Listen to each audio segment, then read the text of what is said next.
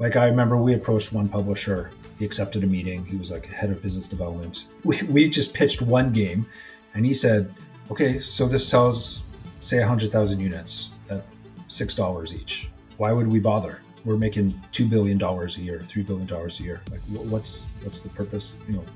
Come back to me when you can do 100 games, all with modern controls and modern enhancements and remaster, and then we'll have a discussion. Now more than ever, risk-averse publishers are looking at their old IP and bringing them back with remakes, remasters, or emulation ports. With emulation, oftentimes people wonder why so many classic games have not been brought back, or why they take so long to come back. These games in particular present a number of unique challenges that some studios are not well equipped for. That's where a company like Implicit Conversions comes in. And recently, I had the chance to speak with the CEO and ask them about the trials and tribulations of what it takes to bring a classic game back. Bill, thank you so much for being here. Oh, thanks for having me. Excited to chat. Can you explain why certain classic games come back? What goes into choosing a game one over the other, for example? So it's not a simple answer. There's two ways we can choose a game, but we don't necessarily have as much choice as one might think. There's work for hire projects where we're doing the work for a different publisher, typically scalp publishers, looking at their back catalog, seeing if there's an opportunity to bring some of their classics back to life, or they'll approach us asking if we can do the work for them. In that case, the publisher will request if we have the technical capabilities to do the project. More often than not, they recognize us in the space for the work we had previously done and our expertise in the PlayStation realm. And so they'll ask us to do a port of a game or a revival of a game to various modern consoles. So our number one request right now is to get PlayStation 1 onto all the modern platforms, in particular Switch. And we can do that with our emulator, which we call Pancake. And that derives from our wrapper for the whole project, which is called Syrup, which has all the different emulation features that we can add into it, like widescreen, rewind, save states, all the different things that you would expect. The publisher will ask us if we can do the game or not. If we can do it, we'll work with them to figure out what features they want. We don't necessarily get to choose which features are going to end up in the game. So we may suggest to the publisher, hey, like this game didn't have trophies in the past. Everybody expects trophies now. Let's add them in. And they may say, no, we're good without trophies. And usually it's because there's hidden costs behind every decision. The publisher will also decide where the game is going to be released, what regions, and when it's going to be released. So when we do work for hire, we don't really have much choice. It's either we get to pick a game then and they allow us to do it, or they're asking us for the particular game and they're determining all the different features. Now, the other model is a revenue share agreement. Publishers are usually more open to this business model because there's significantly less risk for them on the front end of the deal. So when you do a revenue share agreement, basically what we're doing as developers is we are taking on the development cost of the game. So we're choosing a game that we think can do really well. We'll approach the publisher and say, look, we think this game has a lot of appeal for today's gamers. We can add some really cool modern enhancements for it. We estimate it's going to sell this many units. Would you be willing to work with us on this? And they'll say, yeah, but we don't have any budget for that. This was unanticipated. You just kind of approached us out of nowhere.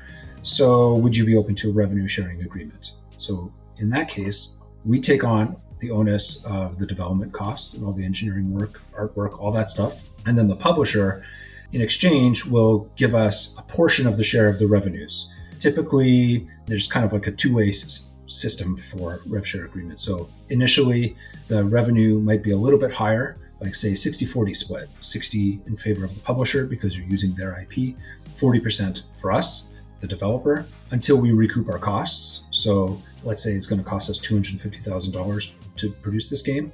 So once we hit that threshold, then the revenue split changes and then it goes 70-30 in favor of the publisher because now our costs have been recouped. But that license may last 5, 7, 10 years. It may last a long time. So the benefits of revenue share agreement is we get revenue for a long period of time, but we're at the whim of the publisher Are they going to do a good job publishing the game? Are they going to do the marketing that's required for it to do well? Are they going to do some QA? Are they going to make sure that legally everything's okay? And you may wonder, okay, so if there's no risk to the publisher, why wouldn't they just accept more of these deals? Because it's not costing. The engineering cost is the most expensive part of it. So why are they not agreeing? Well, it's because of those hidden costs. And those hidden costs, they range from a number of different things. The number one thing being legal costs, finding out if there's any issues with IP ownership or licensing agreements. And that can range from audio to VO to even graphics in the game. And then there's quality assurance costs. And then as the publisher, there's going to be marketing. Are they going to spend money on booths at the event? So there's a hidden cost to every single game, whether they pay for the engineering costs or not. Back to your question of how do we choose a game? So we actually have a spreadsheet of a whole bunch of games we would love to do. We can estimate using a proprietary formula that we worked on to figure out how many units it might sell based on repurchase rates and various other factors. Like, is the property being promoted in today? Is there a new addition to the franchise, for example? So we'll ask, is there enough demand for the game? It has to be successful financially for us, of course, to be able to keep the business going, but also for the publisher. Right. This is the part to me that's so fascinating, is the financial viability of individual classic games, and that some are just fairly niche. And so could you maybe elaborate further on that as far as the financial viability of the individual classic games? Yeah. So when we approach publishers, we bring with us a slew of data. And really what they want to see is that there is demand for the game and chatter for the game in the online community already. I went to DICE Europe last year, so 2024, and one of the roundtable discussions was about getting funded for your own games. A little unrelated to us, but the idea was publishers are so risk averse right now in the industry. You don't see a lot of new IPs coming. They like the idea of reaching back to their back catalogs because those are proven titles. But at the same time, they need to see social proof that there's actually demand for it. When we present to third-party publishers, Japan or even North American or European, we'll present to them a pitch deck that shows, hey, these 3 YouTubers have done videos on the game. It has 2,000 comments. People are clamoring for the game. They've talked about it for years now. There's a dedicated community that are doing mods for it. They're on Reddit. So we'll find all that data and support it that way. And we'll look at the current climate right now. So, Silent Hill 2, for example, was re-released not too long ago. That would have been a good time to do a Silent Hill Classics game because you can bundle it as a value add. And sometimes there are times when we've pitched a game. This just happened. I was at Gamescom and I talked about a game that we had pitched a number of times and it never went anywhere. And then we found out that the guy who originally, the creative director for the game, died in some mysterious way in Japan, and they just do not want to touch that IP anymore because it's in licensing hell for one thing, but also it has a negative space around it that game's off the table permanently for people. And that's fascinating to me. We know that this game, we don't know, but we have a strong feeling that this game would do really well. But unfortunately, it's just not going to happen for a variety of sometimes legal and sometimes strange reasons that exist out there. That's so crazy. And I'm sure there's so many other stories like that, but that's the other harsh truth, is that some games, they just simply don't work financially. Mm-hmm. Absolutely. And, there are games, we've been asked to do, and it might sell 5,000 units at most, but it's going to take us 4 months to work on the game. That's just a project that we have to unfortunately decline, that we can't work on right now because we don't have the bandwidth and we can't risk it only selling that many units. And sometimes the cost for retro games are fairly low, like $9.99, $15.99 is kind of on the higher end. Typically they're $9.99 USD. On sale, they're down to $4.99, $3.99 on Steam. On Steam, they're even lower when you have the 80% discount days. I mean, financial viability is a big reason why a lot of these deals will not work. And of course, one other major problem is licensing hell. So let's acknowledge the elephant in the room here. Tell me about that. So licensing hell is, if the game is in licensing hell, that means typically that there's a whole bunch of different owners of the IP or bits of licensing within a game. And it's just impossible to get all those puzzle pieces to fit together so that all the IP can be sent in one nice clean package to the developer or to the publisher so that the game can be released. And there's all kinds of reasons why that might happen. A game that's 30 years old, the documents could be long gone, or there's an addendum that was created 5 years after the game was released, but no one can find that. Or it has fallen into the estate of somebody and that person has since passed as well. No one knows how to get a hold of the person. Sometimes they just don't want the game to be touched. They want the legacy to remain the same. Other times it's within audio. So a music track, for example, in a game, that's a pretty common issue where it's licensed for X number of years and they don't want to license it out to anybody else because it may change the integrity of the game. So you're stuck with it. You can't move forward because you're stuck with that. And that actually happened to us. We completed a game. It was engineering complete, ready to go on the PlayStation 1, ready to be released. And the publisher had approved it. The third party had approved it. And the game got canned at the last minute. It was pulled and it's going to sit on a shelf indefinitely. And from what I understand, after hearing more of the backstory of that particular game, it will never be released in its classic form, but it may be remastered because that's a totally different contract, or a remake is a totally different type of contract. The sad thing is there are some games that are just dead on the table immediately. And those are sports games and car games. So sports games are very difficult to license if they use real player names, because you have NHL, well, I say NHL because that's the one I play every year, but you have the NHLPA, the Players Association, you need their approval, their license for it.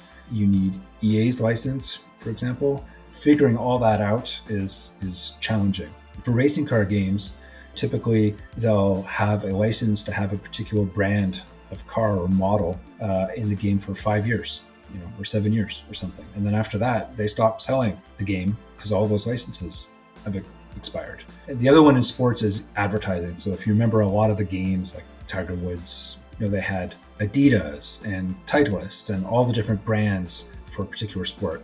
And those are all licensed as well too.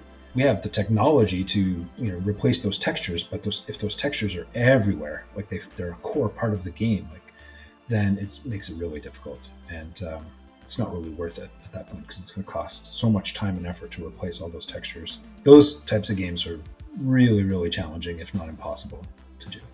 So let's get into the specific platform side, as in you build emulators for each system as you go, and you initially began with PS1, but why PS1?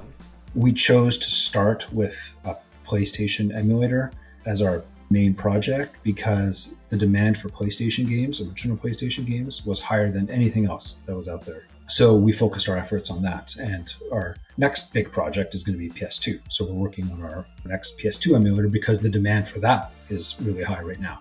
But the demand for other consoles is lower. For example, we've had a few questions about the Nintendo Wii, but only a few people have asked about it. Developing an entire emulator for it for 5 to 10 games, it's not really worth it from a financial standpoint. And we would love to do it because our team loves these games and we'd love to be able to play them and give back to the community that way. But unfortunately, just we have to think like a business and make that tough decision and focus on the ones that are going to have the biggest bang for their buck. Now, it was pretty big news, Bill, that on your site there was the roadmap section for things you're working on, and you were dreaming about PlayStation 3 emulation. So is there anything that you can say here? Yeah, so we're working with a third party to help us with this. So we have a bit of a base to work off of. It's sort of a back burner project for us that we're investigating over time. To be transparent, PS2 is more of a priority for us just because of the demand. We haven't been asked for a lot of PS3 games. It's more of at this point, a fun project for our engineers.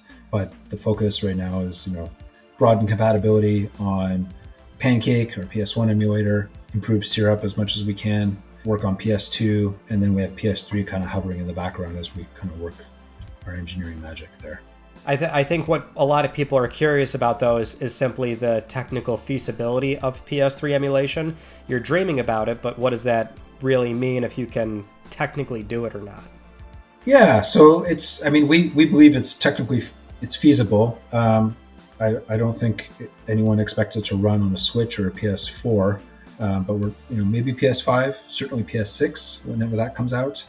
And next instance of the Xbox, and maybe the next instance of the Switch, but we'll have to see. But we do feel that it's technically possible. It's just a matter of devoting the time and energy to it and resources to it. There's so many projects we'd love to work on, and it's always a difficult decision to say yes or no to certain projects. But we kind of have to go where the demand is. Right. So I'm guessing PlayStation Vita is pretty low on that one too, huh? That is low. Yeah, that's exceptionally low. Yeah. Oh, it breaks my heart. I know. I mean, we have people we'd love to do it, but yeah, it is low. So the other big thing we can try to talk about here is that your biggest client is Sony, I would assume, for providing classics on PlayStation Plus Premium. Is there anything even remotely NDA compliant you can say about that relationship between Sony, yourselves, and the various third-party publishers that are involved in that program? There is nothing that I can say, unfortunately, about that particular program. I cannot confirm or deny that we worked with them. Yeah, it's a shame too. So I know that's the one thing that you can't really say much of anything about. And for a while, people never even knew that you were the ones doing these particular games. But again, there's your hands are kind of tied on this. Yeah, I mean, we'd love to talk about more things, but unfortunately, yeah, like there's a lot of NDA stuff, and once lawyers get involved, it gets expensive. So. So one thing I'm pretty curious about is that you've been pretty diligent in going back to the classic games and adding trophies to the ones that did not have them. When this relaunch happened with PS Plus and these new classic games showed up, a lot of them didn't have trophies, and that's part of the cert process on PlayStation is that games have to have trophies, but it's like it's Sony's own requirement. They can remove that in the interest of more games. But I found it so curious that now some publishers are finally deciding to do it. So is that you guys approaching them and saying, hey, trophies are going to encourage more sales? Is that them showing up and saying, we want them now? What does that look like? It's more the third party. So if you happen to notice, it's a lot of the first party games launched with trophies automatically. Any third party games, a lot of those did not launch with trophies. And you're seeing those patches come out now. It's the third party deciding that, okay, yeah, we'll do trophies. Yeah, so I assume in some cases that's been waived, that requirements, but for third-party publishers that have fairly big names, that are big names, that gets waived. It's up to them whether they want to add trophies or not. So dialing back to this idea that publishers are more risk-averse right now, and that has led them to look back at their older titles, do remasters, remakes, ports, has this made getting work easier or more competitive in the space? That's a good question. I think, it's an interest. I'll put it in a different way. So yes, it has made it a little bit easier, I would say, and there is competition, but we're also working together. Like we offer a specific skill set that some groups that are doing retro games just don't have that skill set. They don't have the ability to do PlayStation emulation, for example, right now. So we're able to work with them, and so it's more of a we're all in this together type feeling. Yeah, there is some competition for sure, especially when it comes to like the AAA titles. Like if you're trying to get a Dino Crisis type game out there, there's a lot of people vying for that game. And so you're competing against some of them. But like for more obscure games, there's less competition, I would say. We all believe in game preservation. We all believe that it's an important part of our culture that's slowly drifting away. Digital is sort of the only way we can preserve a lot of these. And that's where emulation plays an important role. Right, yeah. And I don't know, maybe I'm spitballing here, but like I often think about the PS3 days, and PSN on that platform, and you'd have PS1 and PS2 classics come out on what seemed like a weekly basis. Publishers were just kind of handing those games out because they didn't really care about it, and that was like 10, 15 years ago, right? So it was kind of no big deal. And nowadays, with publishers being more risk-averse and wanting to use their older IP, it seems like that's the thing now, is that they're keeping the IP closer to their chest. And if somebody like you approaches, it's like, oh, well, maybe not. We have our own plans. And, it's just maybe harder in that way to get work. Yeah. So I can't speak for what they were doing 10 to 15 years ago, but I can speak to what we hear internally now. So when we approach large third-party publisher, their first instinct, if they have like 15 little studios that they're working with, or some are large, some are small, their first instinct is to give it to one of their own studios to do the work. It's only when they deem that, it's cheaper for us to just outsource this as a work for hire project and not have to deal with the QA and deal with all that stuff, because the vast majority of it will be handled by someone like us. Then once that decision is made, then we can get inroads into that publisher. But it's tough to pass that hurdle. It's really tough to pass that hurdle. Like, I remember we approached one publisher and I was very surprised. He accepted a meeting. He was like head of business development. And, wow, accepted a meeting. We were all excited about it. We pitched. It was a disaster. We just pitched one game because I went from a game from my childhood, and he said, okay, so this sells, say, 100,000 units at $6 each. Why would we bother? We're making $2 billion a year, $3 billion a year. Like, what's the purpose? What value are you bringing? And he said, come back to me when you can do 100 games, all with modern controls and modern enhancements and remastered, and then we'll have a discussion. And so that was a bit of a rude awakening for us, So like, our pitch was originally just, hey, we can emulate this for you, and realizing that they need to work at a scale that makes them money, right? That gives them a reason to get out of bed in the morning. Now, I did also want to point out that Implicit does have their own community Discord, and you guys use that platform to bring in community votes and interest for classics, and you can take that to publishers sometimes, right? Like, that's kind of what you guys have been up to with that community? Definitely. Yeah, absolutely. We use that. It's a really active and engaged community. They're really well knowledged in the retro gaming space, so what they say matters. It's really important. And yeah, we use those votes as part of the pitches. Unfortunately, like, some of the games like Simpsons Hit and Run was number one. It's been number one for a while, but that's one of the ones that's in licensing hell. That would be an amazing. I'd love to get that game out there. That'd be epic, but it's a nightmare. But yeah, we can use them, and they're also great for bug reports. Like, they buy our games and they find stuff super fast, and they offer great ideas for accessibility and just for different gameplay enhancements. And our head of community, Mouse, she'll bring that forward to the engineers, and then we prioritize that on a list. So like, we listen to every single comment that's there. It's all seen, and we try and reply to as much as we can. And when we see a trend for various features that need to be added, we'll refocus our attention onto that. So the community has a lot of, control is the word, but they have a lot of sway in where we focus our efforts in some cases. Yeah. Bill, thank you so much. This was great. Oh, thanks so much for having me. Pleasure. If you enjoyed this conversation, consider supporting with a YouTube channel membership or over on Patreon for the full interview. You'd be helping keep the channel independent with no sponsors and bring more interviews like this. Any support goes a long way and unlocks the back catalog of all other deleted scenes, extended cuts, and interviews on the channel. Thank you for watching, and you take it easy.